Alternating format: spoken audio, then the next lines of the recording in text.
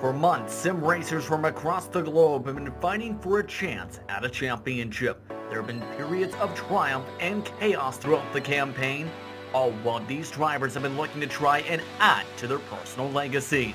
Today, the same drivers get ready to race around a course that exemplifies those traits. The question will be who will conquer the Mount Panorama circuit today? We're about to find out live on the Global SimRacing Channel.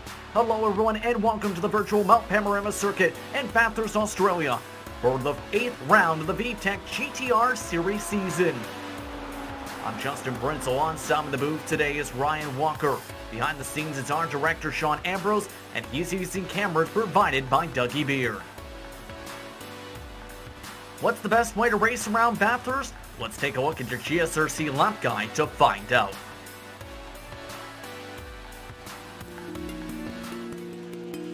Welcome to Mount Panorama Circuit. Most drivers simply refer to this place as Bathurst, with it being located just to the southwest of the city's major hub. But most ominously, and perhaps appropriately, it's been nicknamed the Mountain. With more than 500 feet of elevation change over the course of a lap, it's easy to understand why. Though originally built for racing, it's become a street circuit over time, with the track itself used for regular traffic and featuring residential housing all along the roads. This makes this 4-mile, 23-turn course incredibly unique in the world of racing. In the past, the track has hosted a variety of types of cars, including open-wheelers. But modern safety standards means that most competitive racing has now been limited to sports cars and touring cars.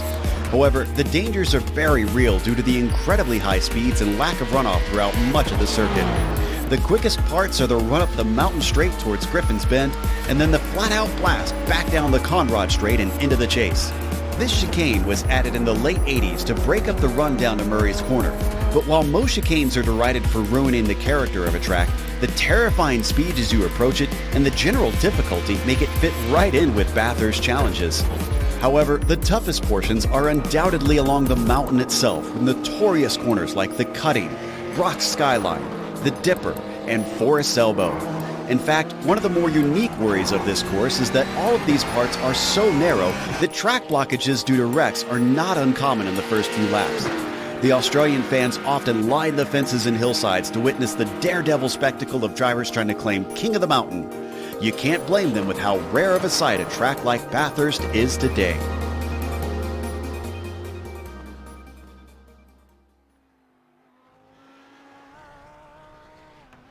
That was a look at your GSRC lap guide for the best way around Bathurst. Now let's bring in my broadcast partner for today's round, Ryan Walker. Ryan, glad to have you in the booth once again for today's action.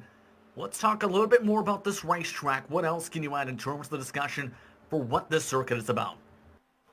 So yeah, a brief history about the Mount Panorama. It's famous for hosting the V8 supercar Bathurst 1000 in real life, and also the Bathurst 12 Hours.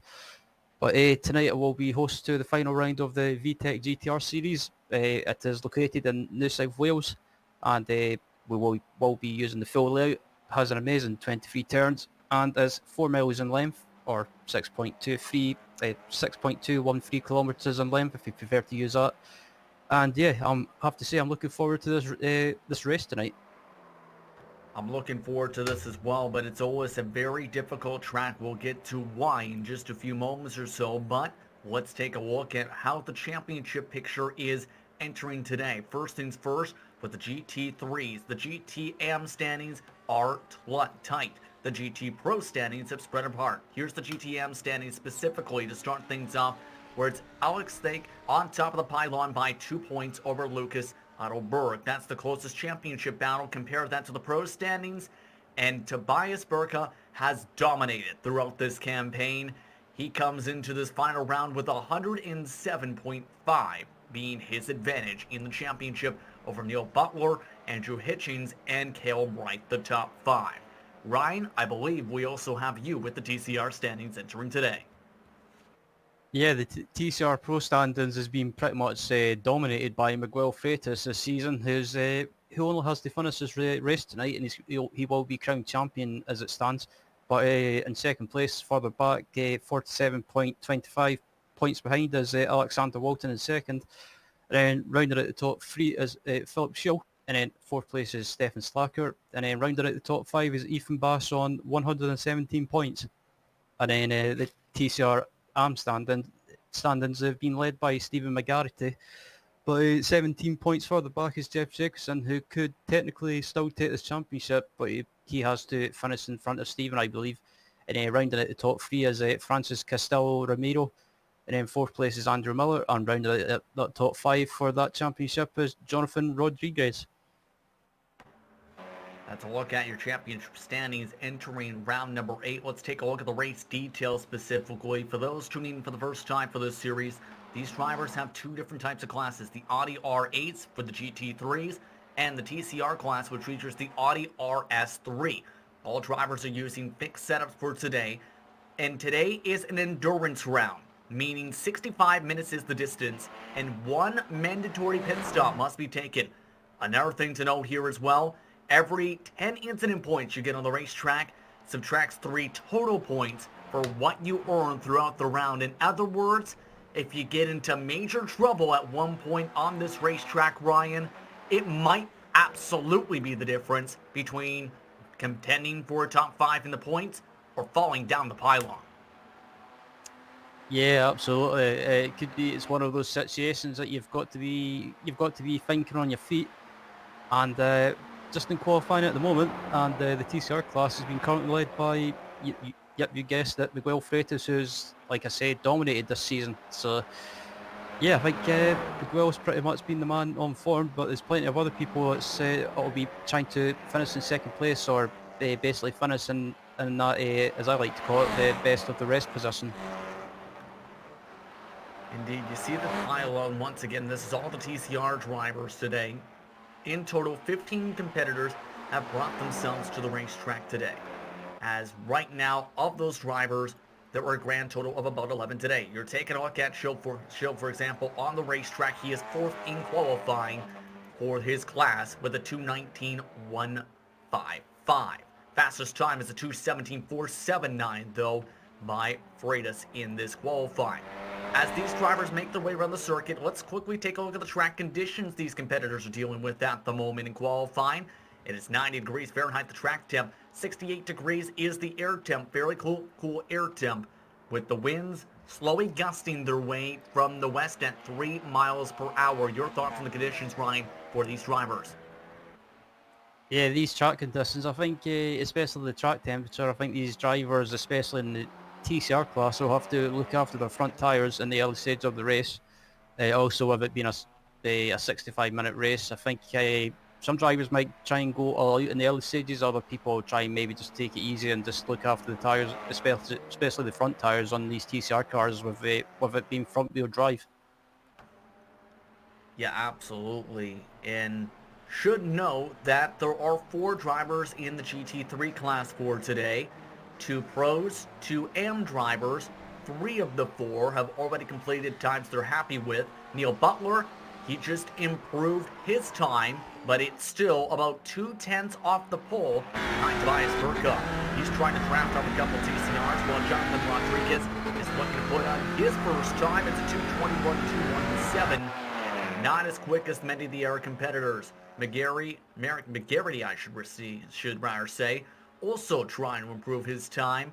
But here's the thing with this racetrack. There's the 2 very long straightaways, Ryan, the Mountain Straight and the Conrad Straight, which could really be a difference in terms of how you can set the passes today.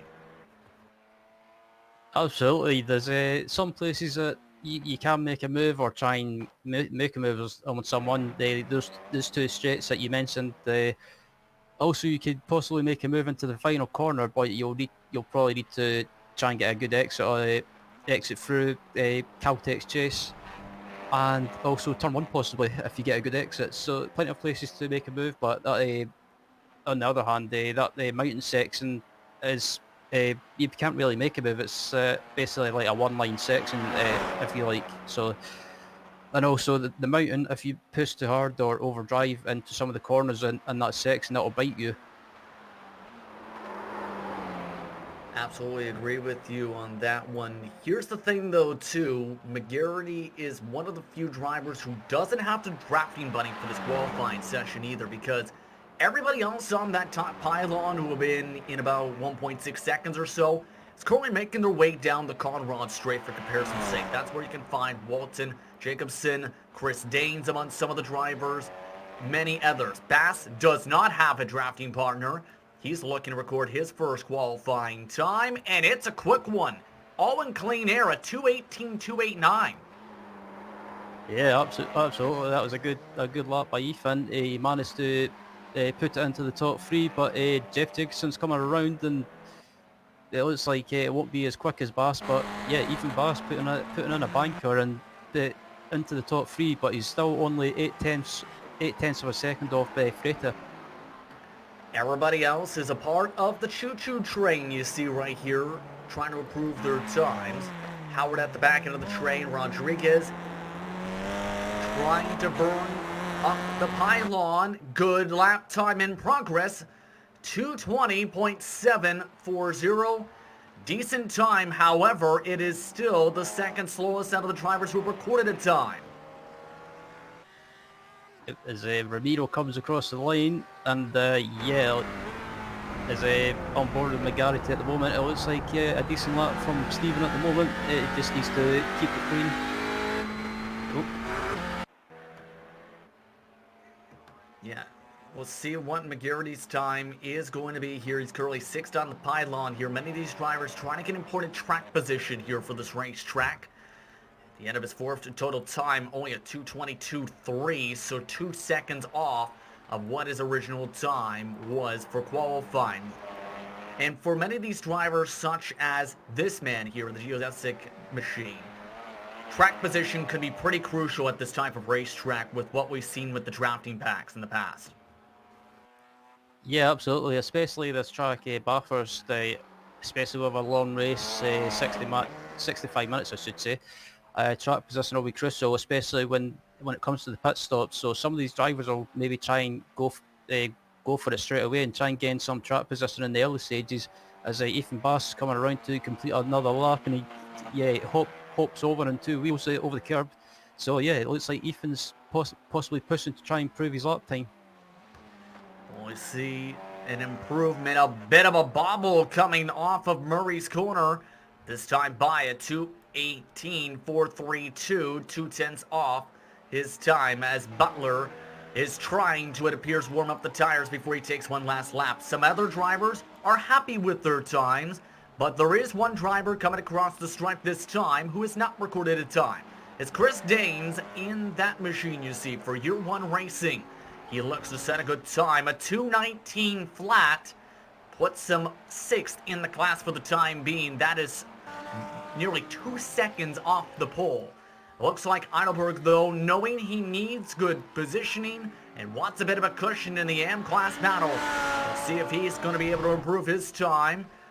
It's a 2:07.773, not good enough to improve. As the rest of the drivers continue to make their way around the racetrack, only a couple more attempts at the most for these competitors.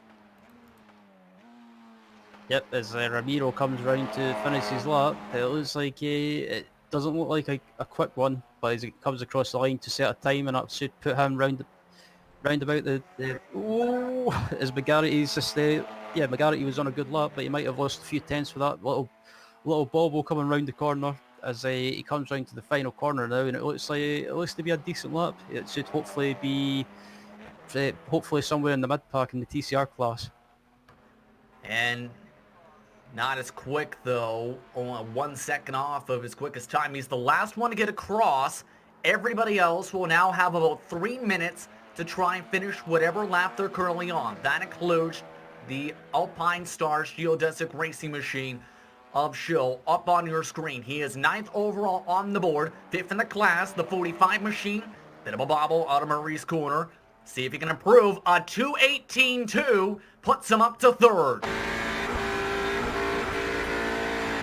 Yep, Ethan Bass coming is on his final qualifying lap, and it looks like in the background it's Butler's closing on him. So as Ethan makes a little bit of a mistake and he dives into pit lane. And Butler's going to join him in the pit lane. He's going to concede with the lap he was on. But take a look at the freight train of drivers. That's where Freitas is getting ready to come towards the stripe, through the chase. He's got Chris Danes still to draft on. Remember, Freitas is on the provisional pole by 0.4 of a second. He has Stefan Schlacker, though, behind. Freitas elects to dive it in. Danes electing to try and get a better time. So is Schlacker. What would the times be for Danes? He stays at a 2:18.6, doesn't improve his positioning, while Schlacker does not improve his time, stays in second as they slow down as Howard comes across the stripe and records his only time. On the track, 11th overall in the field. And Jonathan Rodriguez coming into the pits as well, so it looks like most of these drivers are pretty happy with their laps, but as Ramiro's coming around to finish his lap as well, and I don't think it will be an improvement, but it looks like most of these drivers are happy with where they're starting, or just weren't able to improve. The Angelino Motors machine nearly hits the Armco barrier. A 2:22.867, that is the slowest of all qualifiers by 0.8 of a second for the TCR class. McGarity is the last driver to go in qualifying before we go to the grid. The 157 machine looking to beat a 2:20.228. A lot of curb last time by. A 10th off his quickest total time. Puts him 8th overall in the class. That is everybody on the racetrack for qualifying that has come across the stripe. These drivers will now have, give or take, about 40 seconds to take a deep breath before they head to the grid.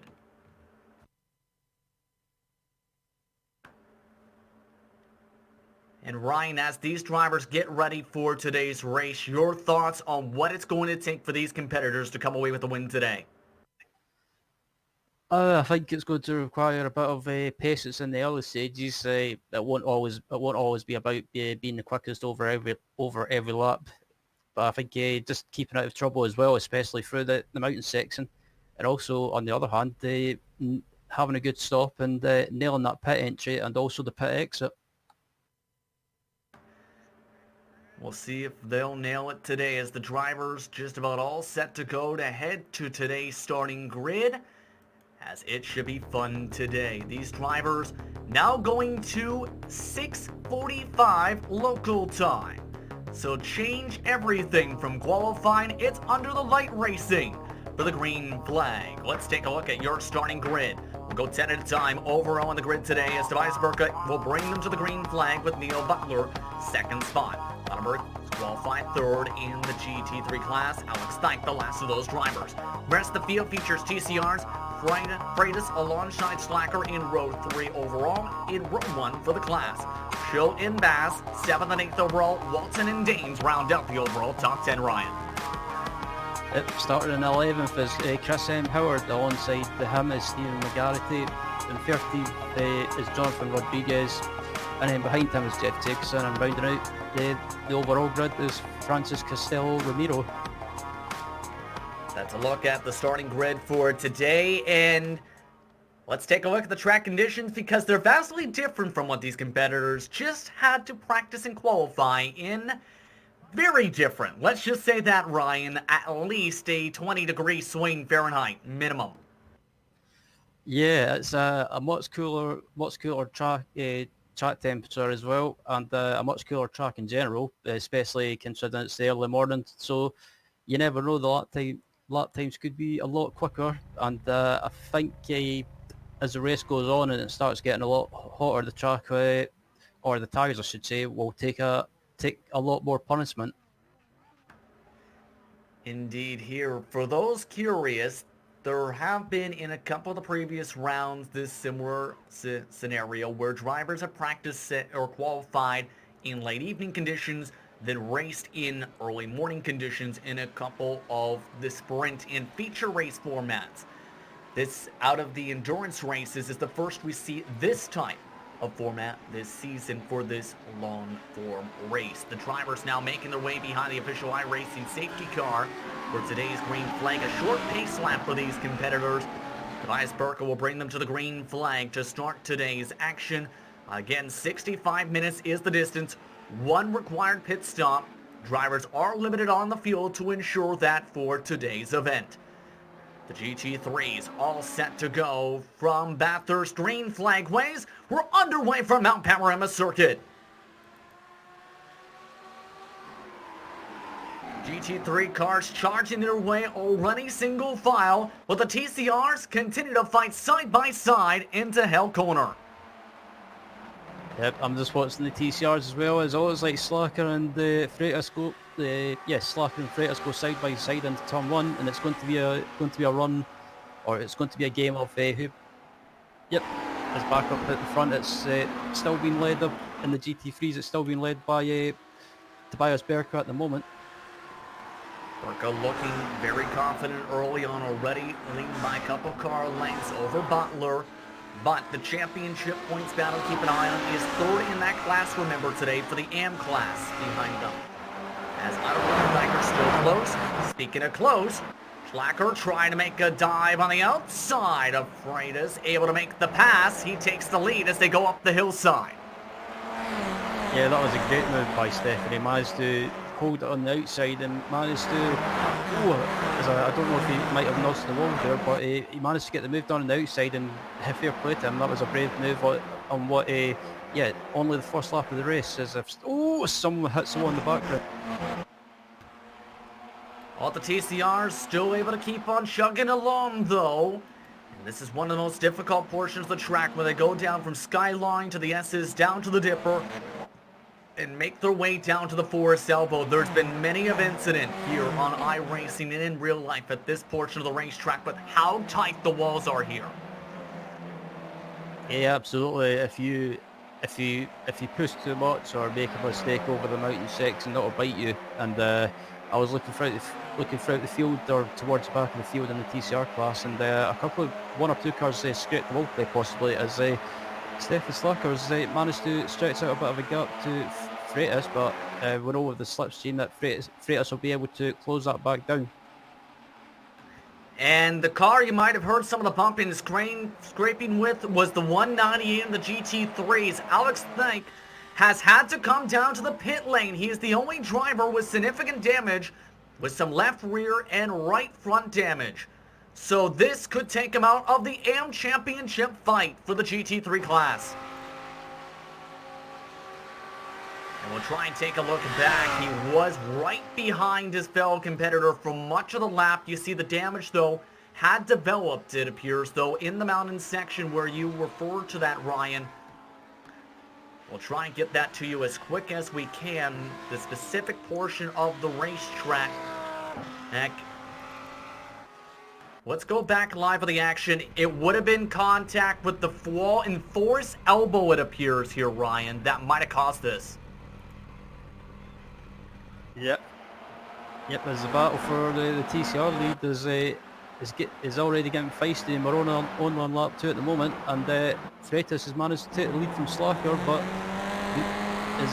these guys need to watch, because behind these guys we've got Chris Gaines, Philip Schultz, and we've got Ethan Bass, closely followed by Alexander Walton. So these guys behind, if Slacker or Freitas get caught up, these guys will be happy to pick up the pieces. Alex Thank is now done for the race in the GT3 class. These TCRs, though, continue to scrap, and Slacker with a problem off into the inside wall. And the GSRC machine will now have to stop along the side of the track. Major problems for the 08. Yeah, that was on board with Slacker, and I don't know what happened there. He just I don't know if I don't know if that was lag, if that was something happened with Freitas, but it just looks like Steph might have just got scared offline possibly, or just was given a bit of a scare. It almost looked like when that technical issue happened right in front of him, it just he lost his focus, as you said, and hit the inside wall. Then he got swung out to the sand of the outside wall. Now Freitas has a big lead, while Bass and Schill fight in trade positions. Bass up +2 positions this lap. This is for 3rd position on the racetrack. And it looked like Shaw just kind of decided not to fight Ethan too much. Maybe just decided that it's too early to be fighting in the race. It's better just to tuck him behind and let Bass gain the position. And also on the other hand as well, Bass could... trouble, McGarity! He just got set off hard into the tire wall in Murray's corner. That was in the back part of the TCRs, where it was a bold move from Jonathan Rodriguez. who tried to late brake and hit the left rear of the back end of McGarity and sent him flying towards the museum in the corner. Yeah, that was a bit silly by Rodriguez. He should have been more aware that McGarity was defending the inside line into the final corner instead of trying to do something optimistic. But Rodriguez is still fighting here too, Ryan, despite all of that, able to find his way by Jacobson.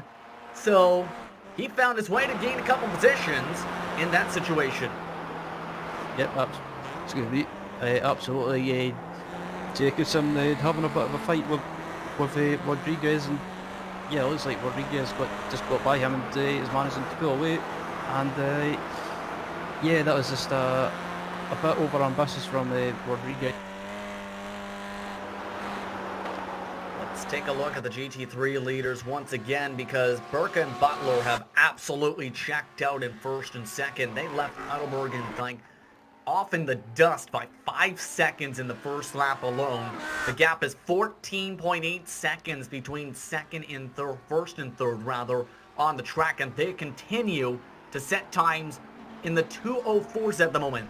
Burka's just in absolute domination mode as he pulls away from Butler after a good exit out for Hell Corner even more. Yeah, Burka's pretty much been the man that's, like you mentioned, he's been pretty much the man that's dominated this class this season, and I think, yeah, I wouldn't count him out of winning this race, and also, excuse me, winning this race and winning this championship in style, as the TCR class is still being led by Freitas, and Freitas has managed to build that gap up to about 1.2 or 1.3 seconds.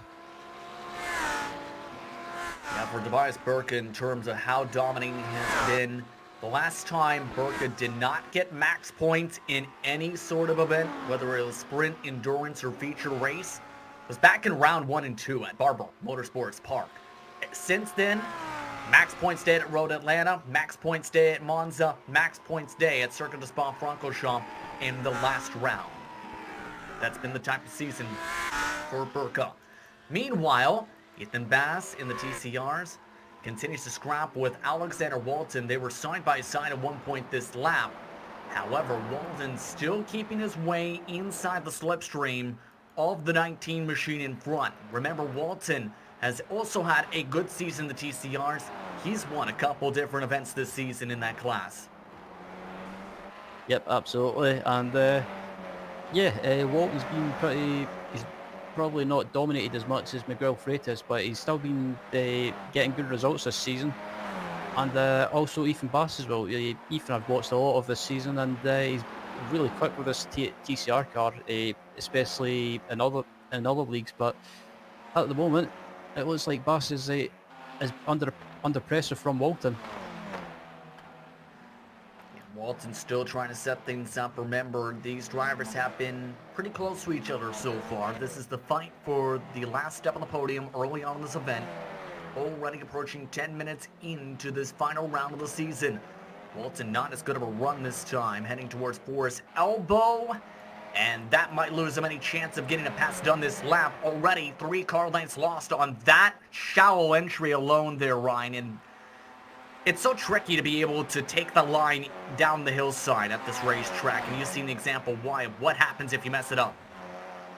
Yeah, that's it's one of those corners that you have to get the entry and the exit right, to carry that speed down the straight. Yeah, the line I prefer to use, or the line I use all the time whenever I race here in that corner, is kind of take it wide in, and then take a wide entry, and then try and just basically carry as much speed as possible down the straight. And you see the result of the shallow differences there here. But as well, at the same time, you need to also have a good run up the hill. And we've seen already these drivers have to dodge their way through Griffin's Bend many times. The cutting, etc. In this run up to the mountain straight, is the era good passing / drafting zone on this racetrack. It's more difficult because of Griffin's Bend up the road and the fact you're going uphill.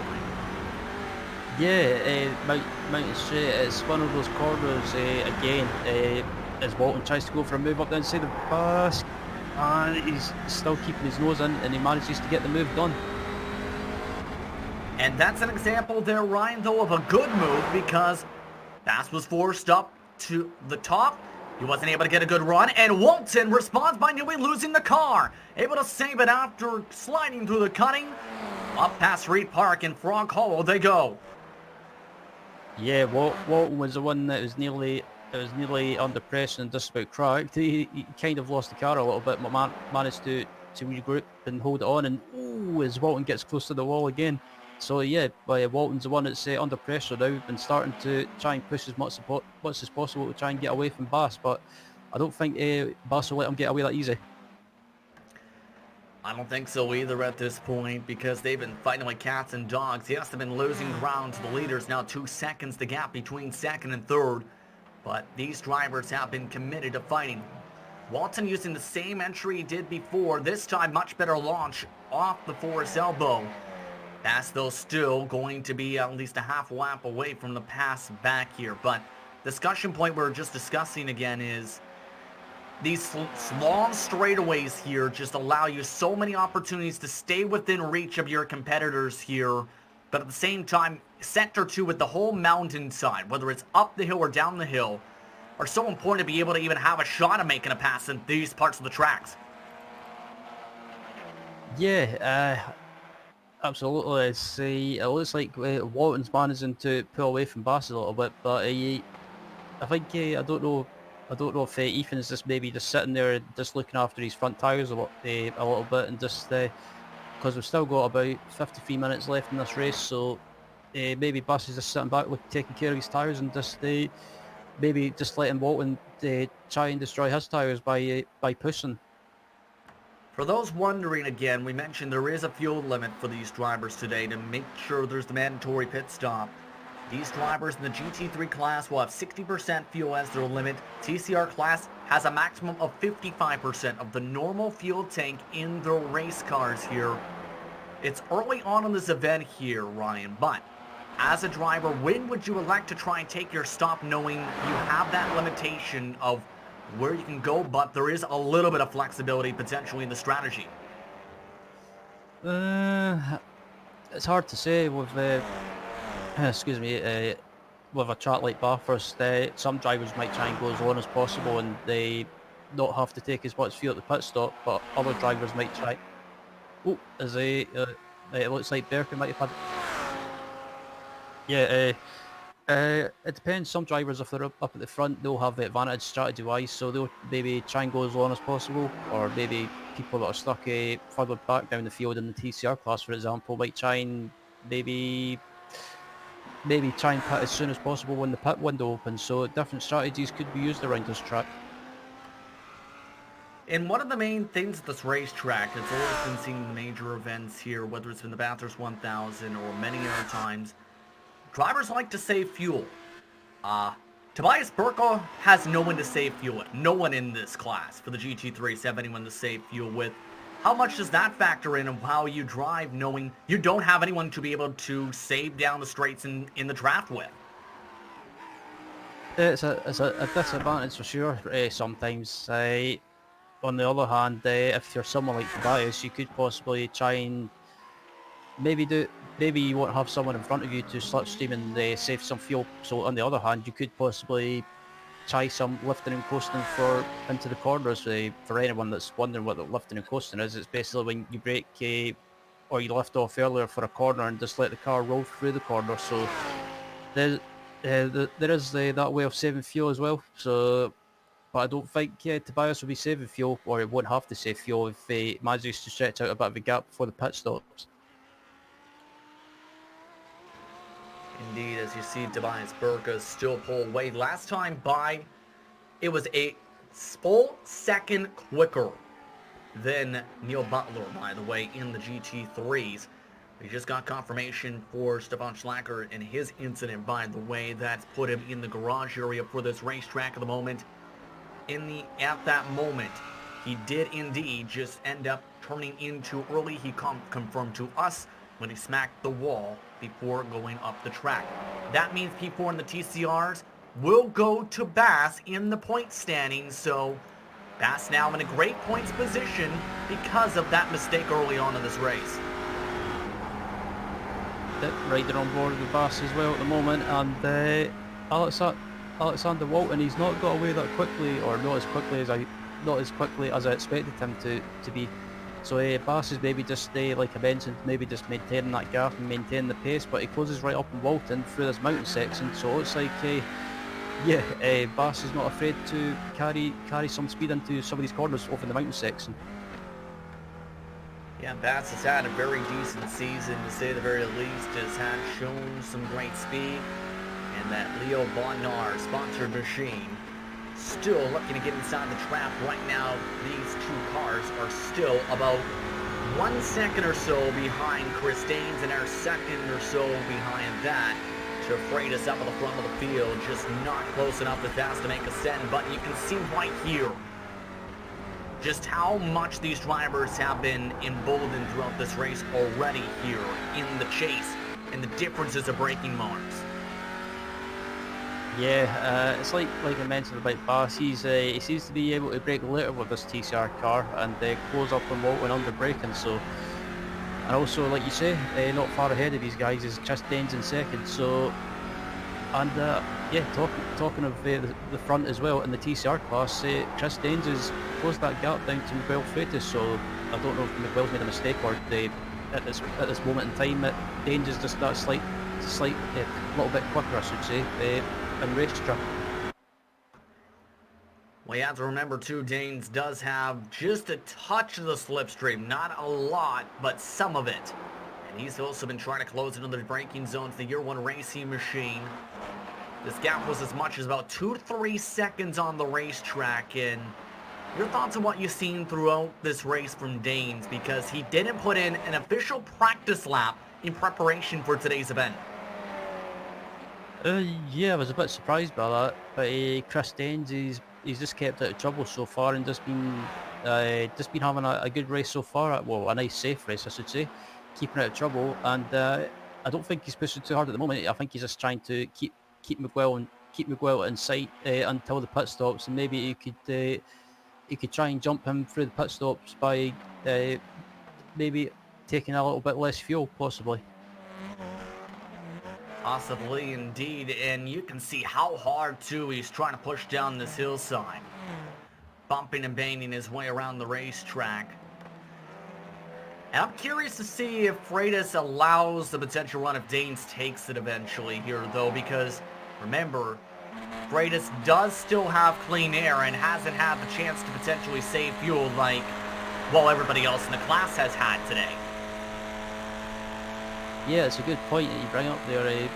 Miguel's not had anyone in front of him to slipstream or save fuel, but again, like I said before, he could possibly lift a little bit early for these corners and just let the car roll through the corners and try and save some fuel that way, or even maybe short shifting as well. So he's got other ways to save fuel, but I think at the moment he's just Miguel's just doing what he needs to do, just try and finish this race. But looking back at Daines now, the gaps came back down to just under a second. Yes, indeed, right now on the racetrack with the help of the slipstream, and all of this has also, mind you see the likes of Walton and Bass. They fell behind because of some of the scraps early on.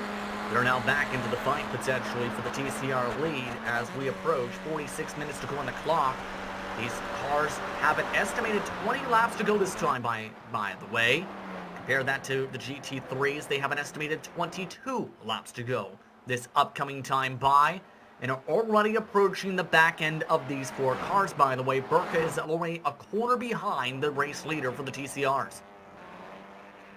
Yep, and I think when Tobias catches up to these cars, depending on where he catches up, you'll have to be very, very careful not to ruin his races. I think Freitas might have just slightly nudged the wall there, or it might just be the camera angle, but I think he was close to nudging the wall, so it might be feeling the pressure a little bit from Daines.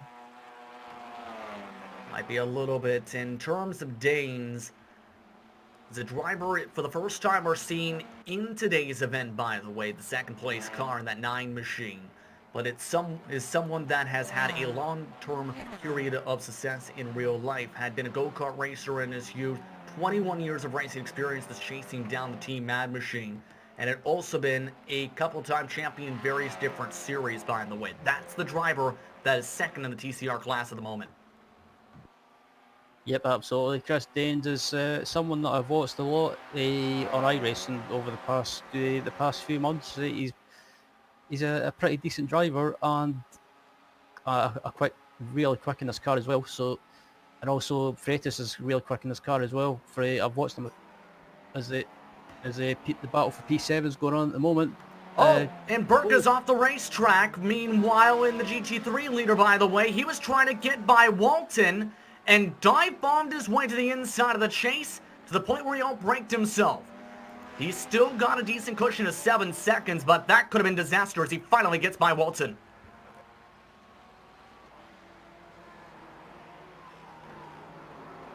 Here's a look at this, Ryan, and traffic management can be pretty important at this track.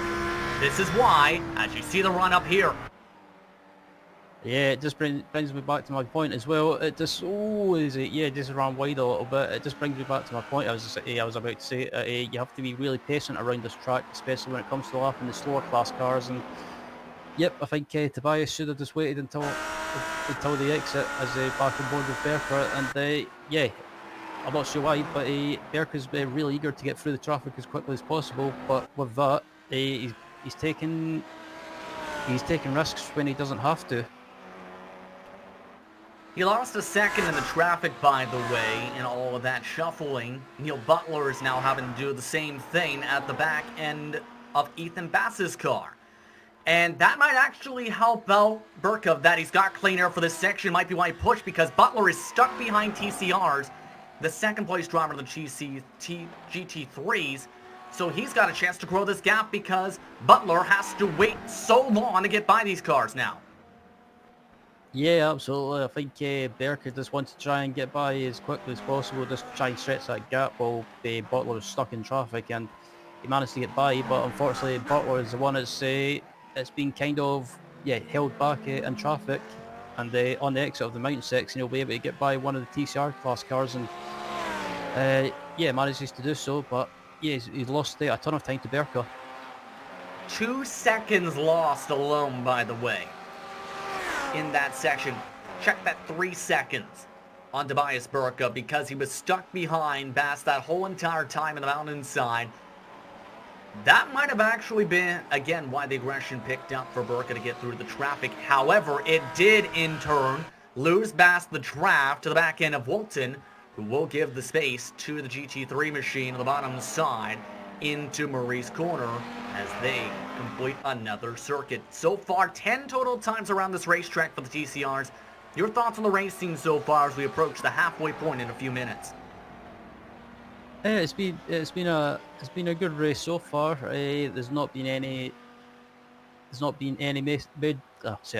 major incidents as Butler did laps Danes and comes up to lap Freitas. But yeah, it's been a good race to watch so far, and no major incidents apart from the incident for Slacker and one of the GT3 cars at the start. But so far so good. So far so good. Clean for the most part. A couple drivers off and Slacker and Think. Everyone else is still running on the track, including McGarity. Chris Howard, though, should note, just pit this time. What appears to be a scheduled stop for the TCR class in the 31, so some of the class members are pitting on the track. It becomes the question, when does the rest of the field come down, is what we'll have to wait and see, as Freitas has led just about every single lap in his class. Burka's led every single lap just about in his class so far today in what has been strong campaigns from your strongest drivers this season.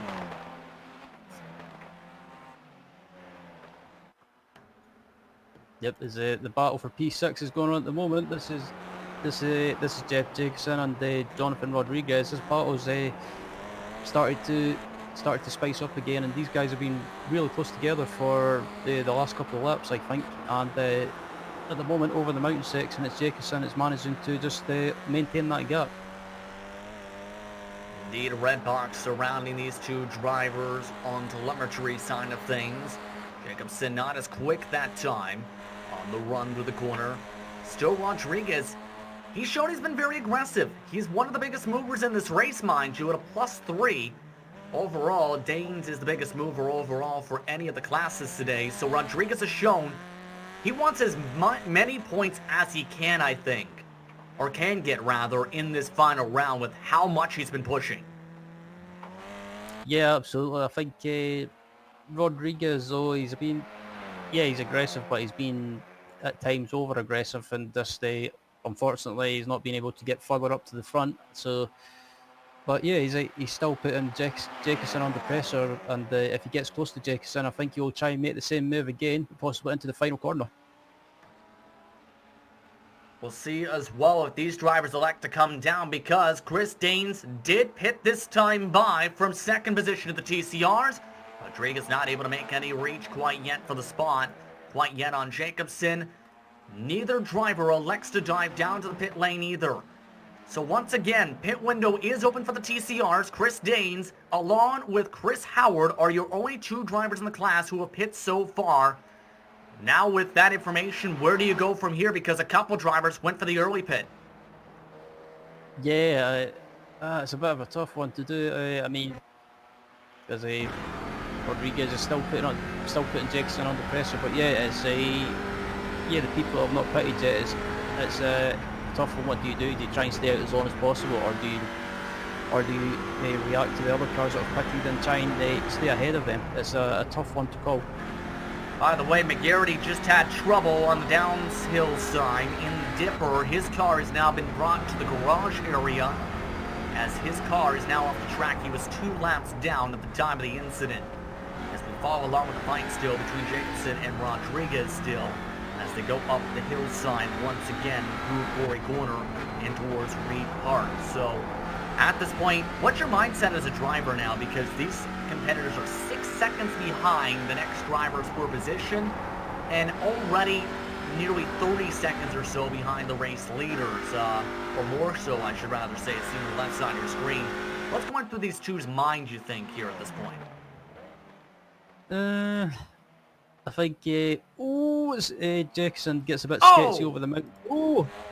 And Rodriguez goes around all of a sudden, so his thoughts went from positive to negative. What just happened there, Ryan? That was unfortunate for the 127. Yeah, I think Jackson just got kind of sideways in front of Rodriguez, and I think Rodriguez might have just got distracted. But yeah, that was like what that incident with Rodriguez. That was like watching a game of pinball. And Rodriguez is still rolling on the racetrack. And by the way, second biggest mover is the 196 in Romero. He does have a bit of right front damage, Romero, but he's got a quick pace to get by Rodriguez. Rodriguez gives him the space. The 127 continues to drop down the pylon now. And off in the grass are two different cars. Jacobson was off in the grass. Romero also overran the run through the chase. My goodness, what is happening here as two cars come into pits? Jacobson and Rodriguez are both in. Yeah, I think that's a good call by Jacobson. After going off, he might have got a slowdown. So yeah, it looks like Jacobson might have hit the wall as well when he went off. So yeah, how the fortunes have turned. Yeah, that is major damage on the front of Jacobson. Rodriguez somehow has less damage, mind you, as both drivers come into their pit stalls here. So it's going to be curious to see how long they stay. Again, those drivers making their scheduled stops. Tobias Burka, though, making his way around for another lap. Still 18 estimated laps to go for the GT3 class. He continues to put on a clinic. He is not really fallen off too much. 2:04.8 for much of this race so far. He has hit the 2:04s all but 3 times today in this race. Yeah, Tobias has been pretty much in a league of his own today, or for this season, pretty much. So, as the battle back down in the TCR class, it's still Miguel Freitas leading from Alexander Walton by 2.2 seconds, and there's Miguel diving to the pits. Nope, he stays out. So, yeah, I think Miguel might be trying to go as long as possible. If he tries to go as long as possible, he won't have to take as much fuel at the pit stop. So, he's got pretty much clear air at the moment, but he still needs to keep his eyes on the back of his mind or the back of his car to Alexander Walton. Yep. By the way, Rodriguez and Jacobson are still damage repair situations at the moment. They are still in the pit box for more than minutes, so their chances may be done for much of this race. They may come back on the racetrack, though, as they stay in the pit boxes for the time being. Still looking at Freitas on the racetrack, though, as he's let by the third-place driver in Heidelberg. And by the way, let's give a shout out to the 128 machine. His AM Championship competitor today ended up having trouble, and now he's in a great spot to win the GT3 AM Championship for the V-TEC GTR series. Yeah, Lucas has just been doing what he has to do. He's not been doing anything silly. He's kept out of trouble and just been having a consistent race. And like you say, Justin just needs to finish his race, and he should be crowned GT3 AM champion. So it'll be well deserved because Lucas has been pretty consistent this season, and if he finishes his race, he'll be rewarded for that consistency.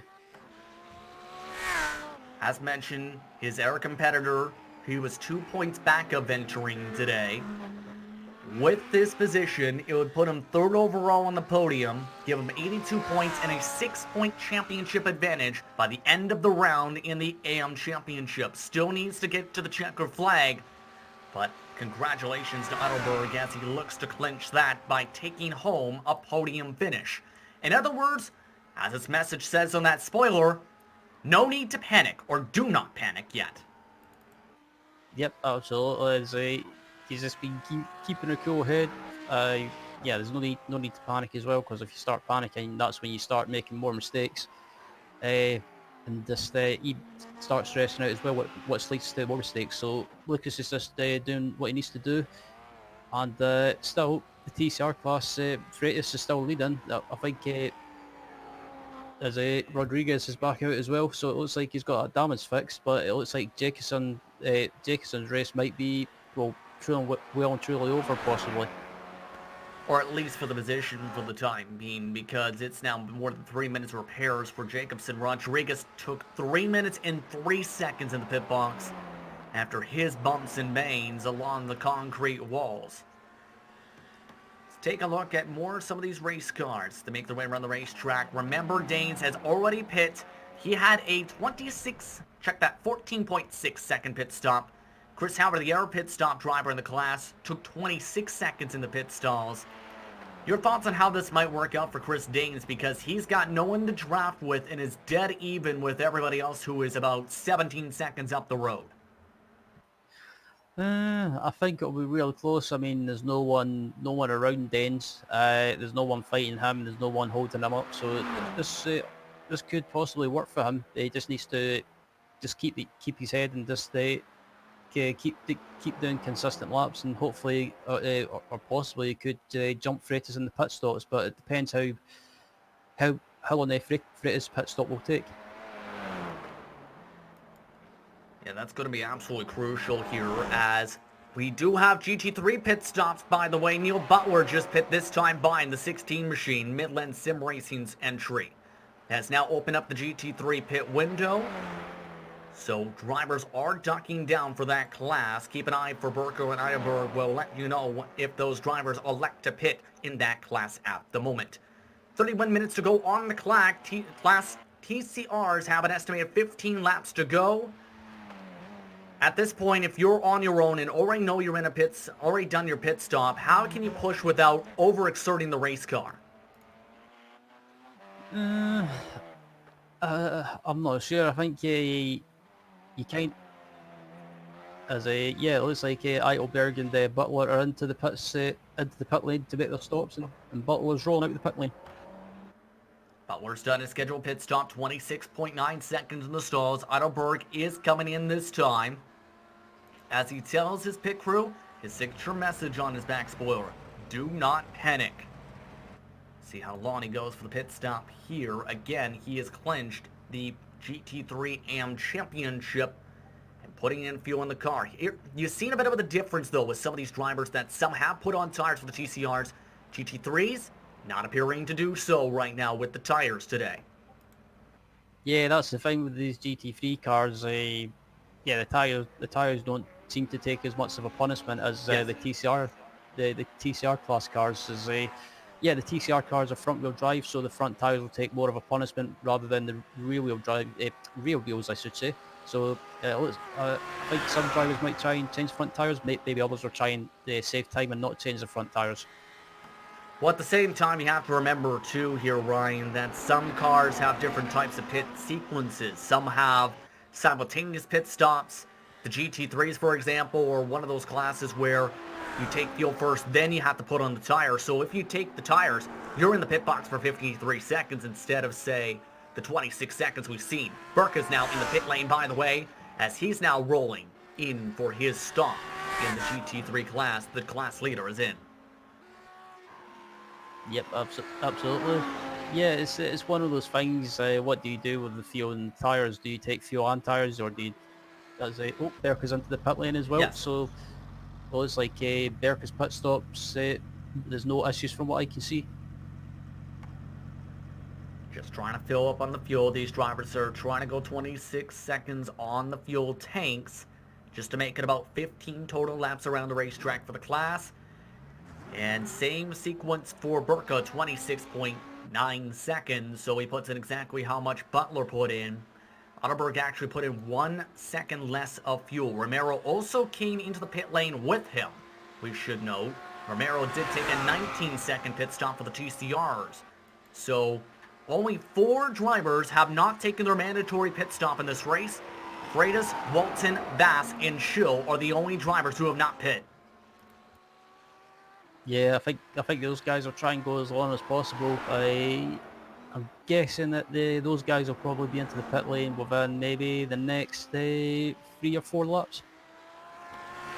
Give or take, I believe, yeah. But the GT3s are good to make it to the end. Burka's gap did shrink to 6.1 seconds in the pit stop sequence, should note, but he's just been very comfortable. Has not really had to deal with much traffic outside of that one lap of the TCRs where he went off in the grass. Has not really made too many mistakes. It's, as we talked about, what we've seen from him this entire season. And now, he's only got about 27 minutes of racing to go before he gets to celebrate a dominant championship performance. Yeah, this is I think this is kind of the stage of the race, or the later stage of the race. We start to, if you're in a championship battle, you don't want to start celebrating too early. It's kind of, you don't want to start celebrating. There's TCR leader Miguel Freitas is coming through the mountains. Yep, come up to lap traffic as well. So it looks like Freitas again is just maintaining that gap to Walton behind him. But obviously these guys up at the front have still got to pit. So yeah, it looks like Freitas could possibly come into the pits at the end of this lap if he catches up to this lap car in front of him. As mentioned, Rodriguez had to come in for 3 minutes of repairs. Rodriguez was about 4 seconds off the pace last time by. So we'll see if Freitas does reach the back end of Rodriguez, or if he elects to duck down to the pit lane, coming 12 estimated laps to go for the TCR class. And Team Mad, their cars have always shown speed in the TCR class, whether it's been in this series or whether it's been in official iRacing endurance events. Man, oh man, Team Mad has shown some good competitiveness across the iRacing service, in my opinion, Ryan. Yeah, absolutely. Team Mad's one of those teams that I've been watching on iRacing for a while.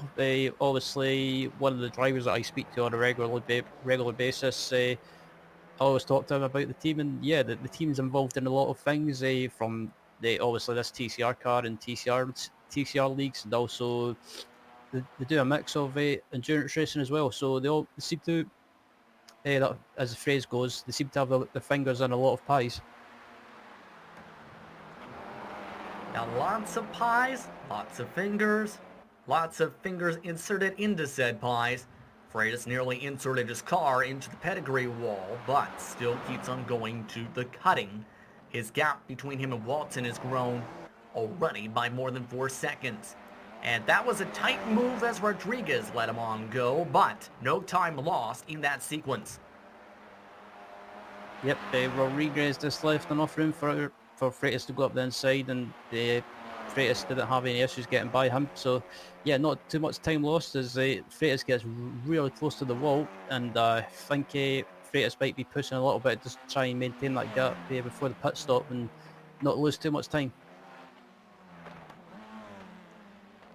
See when they duck down. As we'll update you on where Danes is on the racetrack, by the way. He is still a ways back with his already scheduled pit stop. He's going to need to hope that the rest of the class drivers have pit stops around 38 seconds delta, including the lane, for him to get back in the conversation. As you see, he's 38.3 seconds behind Freitas. However, remember, all 4 drivers will be able to take less fuel to get to the checker flag. Danes essentially has been running a full tank of fuel this entire second stint.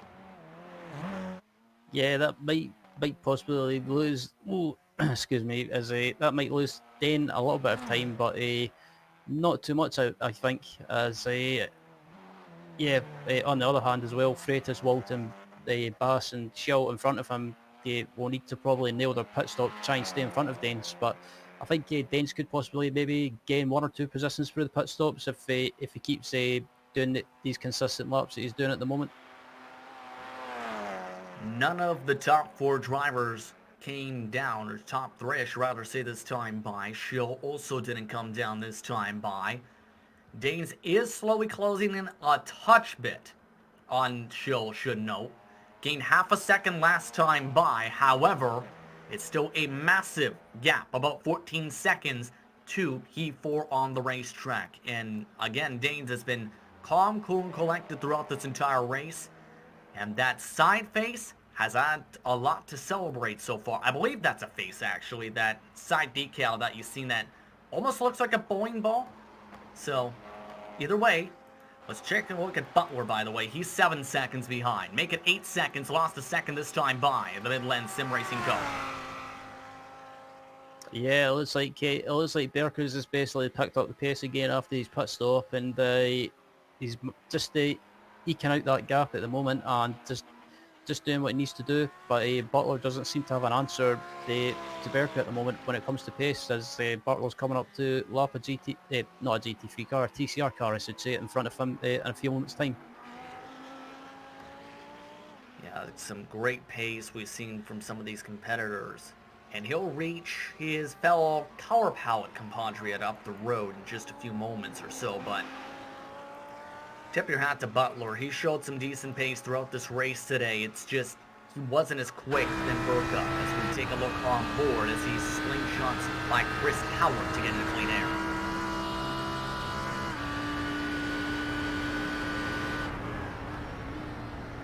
Yep. Let's take a wind and listen in for a quick moment here as Butler makes his way up the hillside. Yeah, just coming up to the tricky mountain section. They probably the hardest section in racing, or iRacing and the racing in general. Even harder, I think, than the Nordschleife. Hear how much revs he takes throughout this hillside. 130 miles an hour range.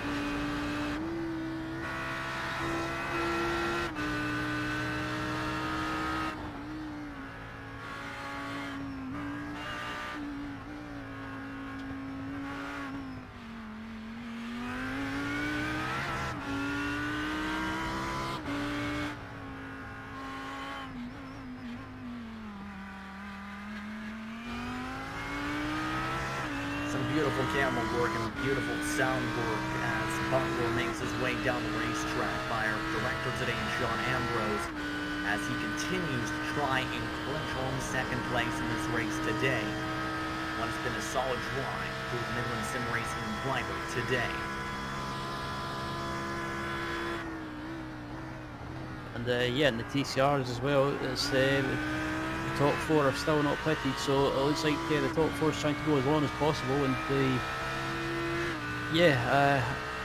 what surprises me, I thought Walton would have tried to pit early and maybe try and undercut Freitas, but nope, the top 4 in TCR are still going as long as possible, and as looking at Freitas at the moment, it's still leading in TCR, and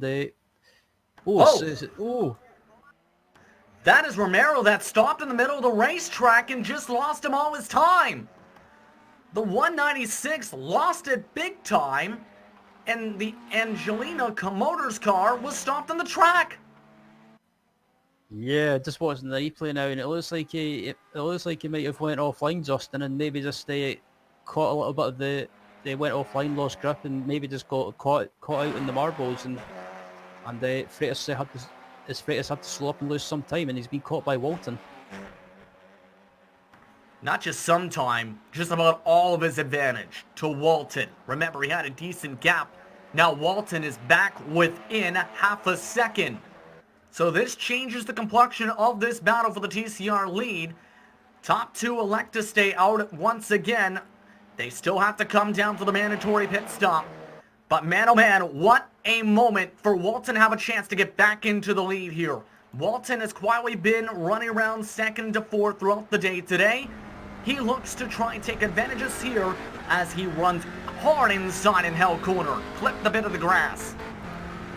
Yeah, that would have been, for Freitas anyway, that would have been a bit of a heart and mouth moment coming through that section, seeing that back marker across the track. But that's allowed Walton to close right up on Freitas now before the pit. So I thought Walton would have dived into the pits as well, possibly, and tried to undercut Freitas. I'm very surprised by that, but maybe. Again, I think he's maybe just decided to stay out and stay behind Freitas, and when Freitas pits, he'll dive into the pits at the same time. Ethan Bass did pit and is coming out of the pit lane at the moment in the 19 machine.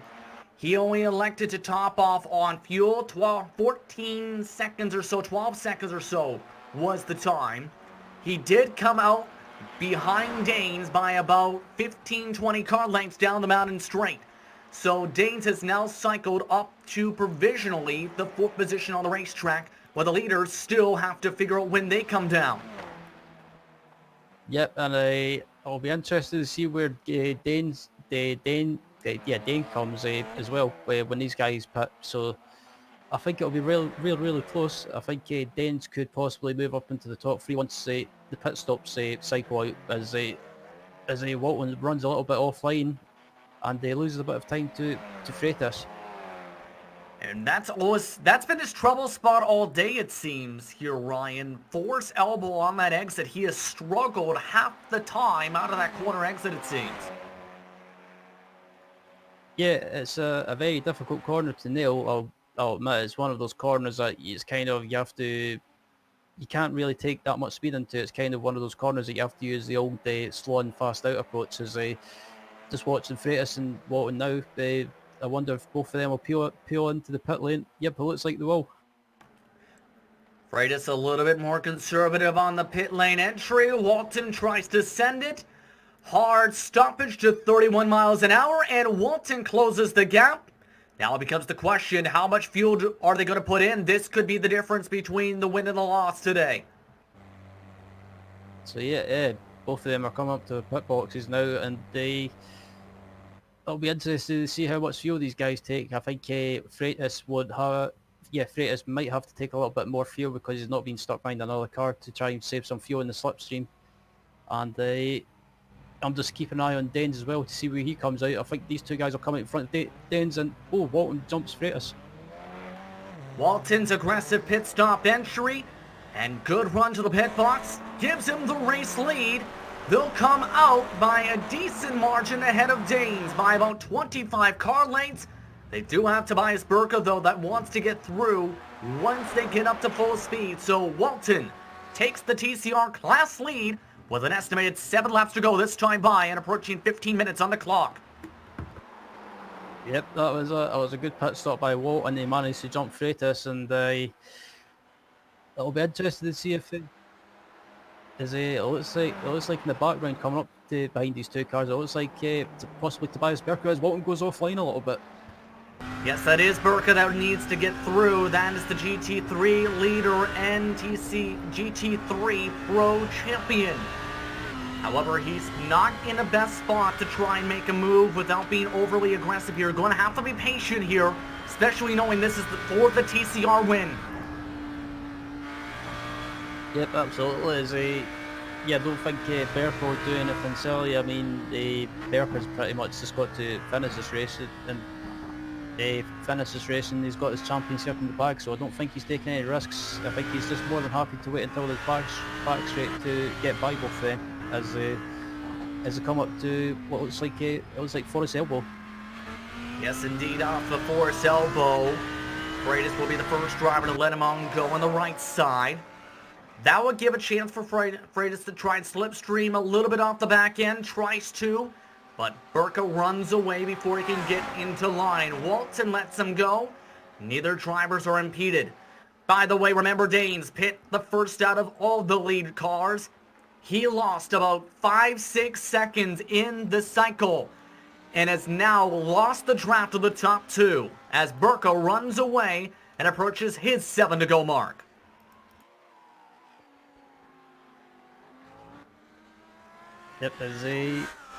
Yep, Walton makes a little bit of mistake in the final corner. It looks like Walton could be slightly rattled because Freitas is starting to close him back down. So it looks like I think it's just a matter of time before Freitas gets by Walton, and he looks to be the quicker driver at the moment. Keep an eye on Butler too. He is now down the same straightaway, down the mountain straight as they approach Griffin's Bend this time. Walton having a hard time getting up through the gears. Freitas trying to close in back to Griffin's Bend. And they go. Walton much earlier break. Freitas closes the gap another car length. This gap is slowly but surely coming down here. But again, it's going to be all about timing, I think, Ryan, because these drivers have the chance to go back and forth for the slipstream down the straights. Yep, and these guys are going to have to watch out as well because it looks like Butler's coming round to lap these guys, and he's trying to get by, but he can't make a move on these guys through the mountain section because technically it's only you can only use one line as Butler tries to go up this side, but he can't get by. Yeah, Freitas is actually backing off a lot this section of the racetrack. Keep an eye though on the fuel margins. 1 second quicker stop was Walton in the fuel. Freitas did let by Butler, though, before heading through Skylot to the S's to the Dipper. So that lost him some time as Walton nearly scraped the wall in his Audi. Yeah, I'm just looking now. It looked like Walton might have just slightly nudged the wall, or scraped it at least, but Butler's coming up to lap in now, so Walton seems to be slightly, again, like rattled or under pressure, and I think it's just going to be a matter of time before Freitas makes a move on him and just starts to pull away. Yeah, Walton's really taking advantage of some of the clean air and the traffic, but Freitas is just barely holding on to the slipstream in all of this. Going to be curious to see what happens here. The gap is 1.2 seconds, approaching 6 estimated laps to go. So at this point, what do you do if you're Freitas? Because again, he's got the slipstream, but as we've seen, it takes multiple laps to draft in enough to be able to then make a move down here the Conrad straight or the mountain straight. I would say if I was Freitas, I would use the next couple of laps to plan the move. Try and plan when you're going to make it and where you're going to make it. So just don't rush into anything straight away. Just plan the move and then possibly try and pressure Walton into a mistake and try and rattle him and see if he makes a mistake, especially through the mountain section. Yeah, and especially since he's had troubles in the Forest Elbow throughout this race today. That time, a little bit of a slide through Griffin's Bend loses him a little bit more time. Down to under a second. Freitas, though, trying to keep calm and cool and collected through the cutting once again. And this section, Freitas has been more conservative in than he has been all race, it seems. Like he's been trying to back off by a couple car lengths right here. Yeah, absolutely. It looks like Freitas is closing slightly on Walton through the 6, and then I'm just watching Freitas as well. It seems to be he can carry so much more speed through some of these corners on the mountain section. So as they come over the mountain now, and it looks like Walton's not making as many mistakes this lap, but Forest always seems to be the one that he just can't get right. See if he gets it right this time. Walton loses a decent amount of time on the entry, but decent launch on the exit. Much more momentum coming off by at least 4 miles an hour. Freitas though still within the draft still. Once again, delta between the two, 1 second. Just enough to hug the slipstream once again. Just Walton with that separation still. Coming to 5 estimated laps to go. Under 10 minutes on the clock. For those tuning in, the final round of the V-TEC GTR series here at Mount Panorama Circuit. Currently, most of the championship fights have been clinched, but these fights continue on for the last victories of the season. And Walton having a chance to come away with the checker flag in the TCR class after being as far back as 4th. Before the pit stop window, before luck with his direction, after Francis Romero crashed in the hill section, coming through Skyline down to the S's, closing up a gap of 2 seconds in the process, and allowing Walton for the undercut in the pits.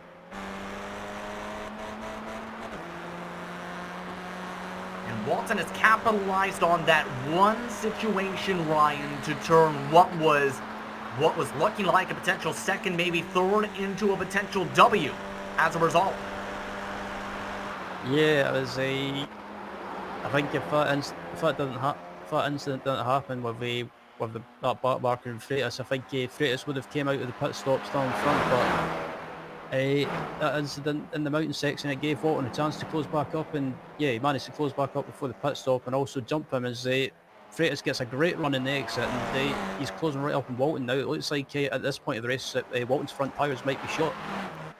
That is a possibility to remember. Walton has been trying to push now in the second stint especially. He is also on 1 second less of fuel in the tank. 1.3 seconds to be precise. Walton nearly scrubs the wall, really trying to attack the curbs. Freitas trying to be a little more safer on those curbings. Many cars have been damaged by hitting the curbing too hard in many different classes. Walton keeps it off the walls as he makes his way once again through the final sections of the Forest Elbow. This time, though, Freitas really close in the slipstream. Is he close enough, though, to try and make a reach? Might be too far this time. Yeah, I'm just watching Freitas as well, and it looks like Freitas is not really. He's just keeping up the pace, just to keep in contact with Walton, but he doesn't seem to be like pushing or overdriving the car. I think he realises he's quicker than Walton, so he's just maybe just biding his time and just waiting for Walton to make a mistake, or just waiting until he gets the slipstream and gets a good run in the exit of one of these corners. 4 estimated laps to go for the TCR class, this time by Freitas. Still looking for his corner past the National Auto Racing Museum here in Australia, as Freitas the closest he has been since the pit stops. Walton still looking to hold on. Much deeper braking this time for the Team Ad Machine. Closes up the gap. Will he try and go for the move this time? Up the mountain straight is the question. Freitas looking to try and draft. Defensive lino running from Walton on the hard right side of the racetrack. Underneath the Petters sign. Will Freitas try and go the long way around, or will he try and reset for another attempt? He'll back off the gas this time. Walton comes up for the arc. Yep, and I think Freitas is realising that he's running out of time, so he's trying to get on with it now and make a move as quickly as possible without taking any risks. And Walton nearly scrubbed the wall that time, coming out of the cutting. Let's take on board with Freitas. You can see how much he's shuffling through gears, up into 5th gear, up the hillside, and past Reed Park, past the Frog Hollow. And again, this is where he's lost a bit of time before he picks it up back from a filmy park on downward on the racetrack. Yeah, I'm just riding on board with Freitas as well, and it looks like just watching Walton as well. He's under steering wide in some places, so yeah, the front tyres looks like they're had it. So I think, yeah, like I say, it's just a matter of time before Freitas makes a move and gets by and possibly manages to pull away. Freitas now as close as he's been now in the Conrad Straight. Gap is 4 car lengths. Approaching 5 minutes to go on the clock. Defensive lines once again being taken far left side for Walton. Will he try and go for a block? The Team Mad Machine picking up a decent head of steam, heading towards the chase. Not close enough for the dive. Walton hard on the inside. Freitas takes the right side this time as they bounce along the curves. Freitas though along the back bumper. Hard left side now. Walton side by side for the class lead for the TCRs. Walton sends it harder on the brakes. He holds on out of Murray's corner. 3 estimated laps to go. Freitas has got the run in the exit of the final corner, and Walton suddenly goes defensive, and I think we're going to expect this for what we've got about 3 laps remaining, or 2 or 3 laps remaining. So, and Freitas has got the run in Walton, and I wonder if Freitas will try and go around the outside. He's got the run. Yes, he will. Here comes Freitas side by side for the class lead once again down the mountain straight. Freitas took the lead by diving to the inside before. Can he make it work on the outside? And Griffin's Bend, he slides up the racetrack. Walton grips the power down. He retakes the class lead as they go back into the cutting once again. Yeah, that was a very, very optimistic move by Freitas, but fair play to him. He managed to get the run and he tried to go around the outside. And if Freitas can stay close to Walton through this mountain section and down to Forest Elbow and get a good run in the exit, he could possibly get the move done on that straight. Once again making their way past Owen Park now to McPhilmy Park this time. A couple of drivers have gone off in the sand today here. These drivers keep it conservative as they start going down the hillside to Skyline. There's a car stopped in the racetrack. Rodriguez is stopped in the track. Walton's involved. More collisions as Freitas checks up. And Walton's now got damage. The replay is just about to come up now. That was unbelievable. Watching the replay of Walton. Rodriguez comes up over the mountain section, and he comes down the hill, and he just carries too much speed and loses it on the curb and loses the rear end and into the wall. What a time for that to happen, though, because moments later, Walton and Freitas are both coming hard. They don't know there's a car here that's already stuck on the right side of the wall, and Walton takes a hard hit. Freitas able to avoid any contact, and now Walton might be in trouble here. Yeah, especially in a straight line, Walton's going to be in trouble, and Walton could be a sitting duck in a straight line as well with that damage on the front that could affect his straight line speed. So I think if Freitas gets a good run in the exit of turn 1, he could possibly get the move done well before coming up into the mountain section. Approaching 2 minutes to go. Walton now with right front damage. His splitter pushed up. Freitas pushed into the grass. He still tries to build up momentum. Currently dead even on the speed gun. Freitas, though, having to deal with the defensive line. Will he try the outside again? This time Walton cuts up high. Freitas doesn't send it. Walton slides a touch. Walton still holds on as they go once again to the mountains. Yeah, I have to say, Justin, what an unbelievable turn of events with the closing stages. These guys have been going at it really close, and I think that instant, I think the Will Freitas seen that car across the track in the mountain section before Walton did. So yeah, fair play to Freitas. He managed to see that incident happening before Walton did, so he took advantage of it because Freitas has not got damage, but Walton has. As this has all gone on, Tobias Burka should know did just take the white flag. As we follow along still with the TCR battle, these drivers will have 1 lap to go when they reach the finishing line underneath the bridge on the exit of Murray's Corner. Down the hillside again through the Dipper. Walton approaching his most difficult sectional race. He's been trying to charge it hard on the inside every time through Forest Elbow. This time it holds up. Freitas just a touch. This has all been allowing drivers to closely close in. Danes is reeled back into 6 seconds. They also have a GT3 that needs to get through. Freitas, he looks to get through for the race lead. Side by side down the Conrad straight. Can Freitas make it stick into the chase? He gets clear as they go into turn 21. Walton, will he try and send it? No, he checks up. Freitas takes the race lead coming to the white flag.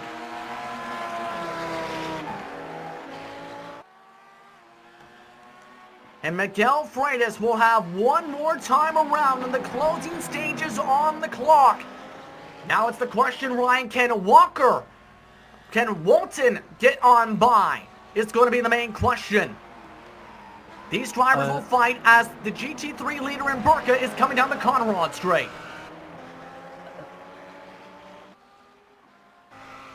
Yeah, I don't think Walton's going to be able to get by him, but back up at the front, Berka's coming around the final few corners to take the win. So over to you, Justin. Tobias Burka has dominated all race long today. He'll come away with a victory of more than 17 seconds. Make it another victory on the books for Burka. He dominates and wins in the V-TEC GTR series for the GT3 class. He is your pro class winner. Butler will come home second. Ottoberg will come home as the AM winner and third overall.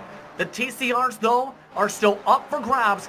Freitas and Walton to decide the class here, Ryan. This is going to get close and interesting to see if Walton has enough speed with the damage. Freitas just about nudges the wall. Freitas is the one under pressure now, and I thought Freitas would have pulled away from Walton with Walton having that damage, but clearly not. Walton's still pushing as well. But as on board with Walton at the moment, he's not making any mistakes, but it seems to be Forest Elbow's been his weak point. So if Freitas can get a good exit, he could possibly pull away and build up a little bit of a gap just to make sure that Walton can't attack, as Freitas gets a great run and Walton slightly has a bit of understeer on the exit. Freitas still has a 3-car length advantage. Can Walton close it up in time? Drafting slipstream to slipstream down the Conrad straight. One last attempt to try and take home a victory. Both drivers reaching the rev limit. Did Walton get close to the fuel? Remember, he took less gas. Walton sent it. Freitas pulls away by a car length. Walton starting to chunk a touch. Coming towards the final corner through Murray's corner. Freitas for the TCR class win. He slides. He'll win it for Team Man. Second goes to Alexander Walton.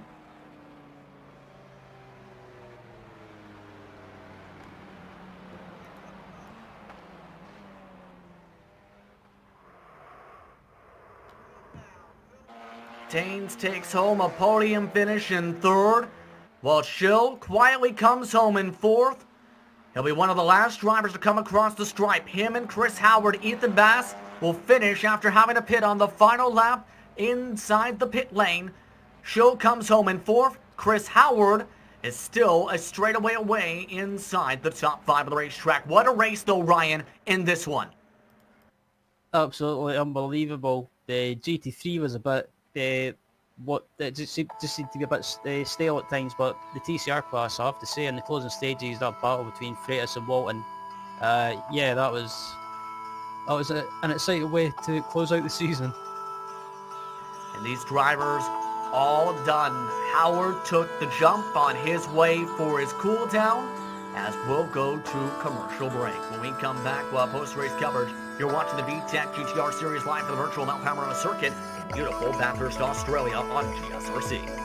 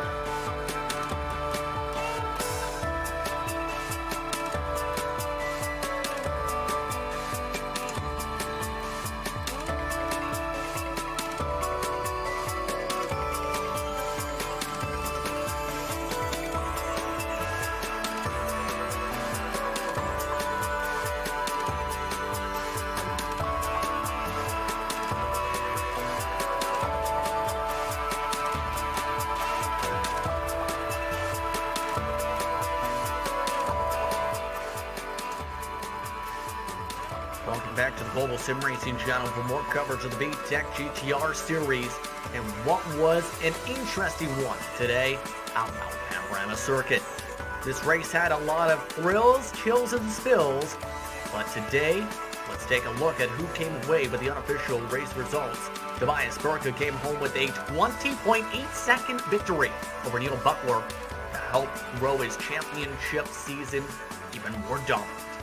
Lucas Eidelberg finished in third. That was good enough for him to win the GT3 AM Championship this season. TCR's was very exciting today. To the finish, Miguel Freitas able to take home the victory after falling behind Walton in the pit stop cycle, and then a car stopped in the track.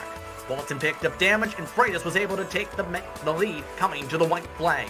Chris Daines' undercut strategy didn't work. He finished in 6th. Show came home in 7th overall, while Howard, Bass, and Rodriguez rounded out the overall top 10, Ryan. Yep, and finished in 11th, or the rest of the pack basically, finished many laps behind or either retired from the race from issues during the race, in the early stages of the race, I should say. That's a look at your unofficial race results once again for this final round of the season. A very interesting one today, but a very dominant one. Overall, 7 straight round victories for the GT3 Pro Champion. He joins us now in the broadcast booth. Tobias Burka, you put on a clinic and a half today. You were a second quicker than your competitors every lap. Talk us through how it felt from your side of things to dominate in such a way. Well, hello. First, I want to thank everybody for the broadcast. And, well, for me it was very nice because I got pole position and then I just could do my pace and yeah. Bathurst is a track that really suits me and I really like it. So I've done 1,000 laps there, I think. So I know my way around. So yeah, but it was still pretty awesome and I'm pretty happy the way it turned out. How does it also feel, by the way, to be the GT3 Pro Champion for the series, winning by more than 100 plus points? Well, it feels pretty good. I didn't think so. At the start of the season, Barber was pretty rough. But unfortunately, due to the competition, yeah, it turned out to be very, I wouldn't say easy, but a bit, you know, I lacked a bit of competition. So that's a bit of a problem. But yeah, it's great. I'm very happy. Glad to hear you're very happy on the championship. Now, of course, curious to hear your answer on this after what you just said there, but will we see you back to try and go for the title defense in Season 3? Well, I'm not sure yet. The thing is that I really love the Audi, but since Stefan announced that the GT4 is going to come, I am very tempted to drive the GT4 also. So I'm not sure yet. I will definitely try to compete next season in whichever car, but I will make my decision, I guess, pretty late to see where more competition is to be expected. So either or, but I will drive next season, yes. With that, though, a dominant championship campaign, who would you like to thank for being a part of your championship for you and your team? Well, I want to thank you guys for the broadcast. This has been very spectacular and I love to watch it afterwards. I want to thank Stefan for organizing it and for putting all the effort in. I want to thank my competitors for racing and making the races very fun. They were very fair and very, very nice guys. And also I want to thank my team and everybody that I forgot. Thank you very much for the time. Congratulations once again on your championship, Tobias. Thank you. Heck of a drive. Thank you. That was Tobias Burka coming home with the championship for the GT3 Pro class. Now joining Ryan Walker is Mr. Walton. who came home second in the TCR class. Ryan? Yeah, Marcus finishing in second after leading that race in the closing stages of the race after the pit stops, and unfortunately a back marker stranded across the track, and by the looks of it, Alexander, it looked like you had nowhere to go. Well, that incident was a bit funny. My spotter said there's an incident in turn, I don't know. I was like hope it's not here in front of us. Then I saw him and I lost it because I wasn't concentrated on the top corner. And then, yeah, but unbelievable that my car didn't take any damage. And what I wanted to say is congrats to Miguel. He was a better driver this season, way smarter and more consistent, and he really deserves it. The win and the championship. Yeah, I have to say, you've been pretty consistent this season and been getting good results. Were you happy with I'll say it again, but how your season was this season, or do you think there was any areas that you think you could have improved on? How do you think it went? Well, my consistency was really bad. I made so many stupid mistakes, so no, I'm not too happy. My pace, I think, was okay, but yeah, too inconsistent and too many mistakes. So I hope to do better next season. And that brings me on to my next point with the new season. Will you be back next season? And if you are, what class are you planning to race in? Are you tempted by the GT4? I'm tempted by the GT3, but I'm still undecided. I will see, but I will definitely race. Good stuff. Well, before we let you go, is there anyone that you'd like to give a thank you to? Yeah, to Miguel and all the other competitors for always clean and fair racing. It was a lot of fun. Great to hear. Well, that was Alexander Walton joining us in the booth, and up next is Lucas Eitelberg with Justin Prince. Yes, indeed. And Lucas, you came home today third on the podium in the GT3s overall, but some good news for you, Lucas. You are the GT champion. How does it feel to win the class? Oh my god, I can't believe it. Oh man. The whole race I was thinking, oh my god, what is if you crash the car and you lose the championship? But at this point yet, oh my god, I can't believe it. Sorry guys. No, it's all good. Take a deep breath, sir.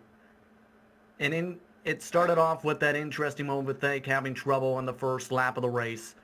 He was done for the race, but you still had to come home to the checkered flag. What was going through your head as you were making the laps and knowing you were in the best position possible for that scenario where the best finisher out of the two of you would have came away with the class victory? Yeah, I was thinking, okay, bring the car home and let's see what the checkered flag is out, and yeah, I doesn't believe that I have made it, but it's a very good feeling yet right now. Yeah, of course, a lot of emotion with this victory. How much work did you put in throughout the season to improve as a driver and be able to put yourself in this position to come away with the GTAM championship today? Oh, I have made a lot of training from each track that we drive, and but it was a very tough season, and I'm happy that we had so many people who drive in this class, and general at the V-TEC Cup. It was amazing, and yeah, hopefully next season it will too. On that mark, will we see you back in the series, and if so, what type of car? Because as talked about by Tobias Burka, GT4 is coming the way as well. Yeah, I thinking I'm in the GT3, but I'm testing it, what car I need or what car I choose, and then we will see. Anyone you want to thank for being a part of your GTM Championship season campaign?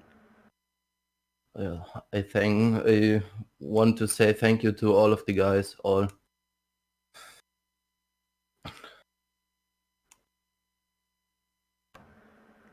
Thank you very much for the time, Lucas. Congratulations on the GTM Championship. Thank you very much, and thank you to you that you make the broadcast, and also thank you. Congratulations again to Lucas Edelberg on the championship in the GTM class. Once again, congratulations as well to Tobias Burka with the GT Pro Class Championship. Miguel Freitas, your TCR Pro Champion. And of course, today, your TCR AM Champion coming away today. Currently to be determined with some of the drivers, though, involved in that fight, McGarity and Jacobson specifically having rough days. However, mathematically, the best position was for Jacobson by about 7 total points or so, give or take today. But Ryan, your thoughts on what was a very interesting race and a very interesting campaign? That was an exciting way to finish the season, especially in the closing stages and the TCR class with that fantastic battle between Walton and Freitas. And yeah, there's not every race has been exciting, but I think overall the series has been great to watch, and I think we've got two deserving champions in the Audi class and a deserving champion in the TCR class. So yep, I can't say any more than that.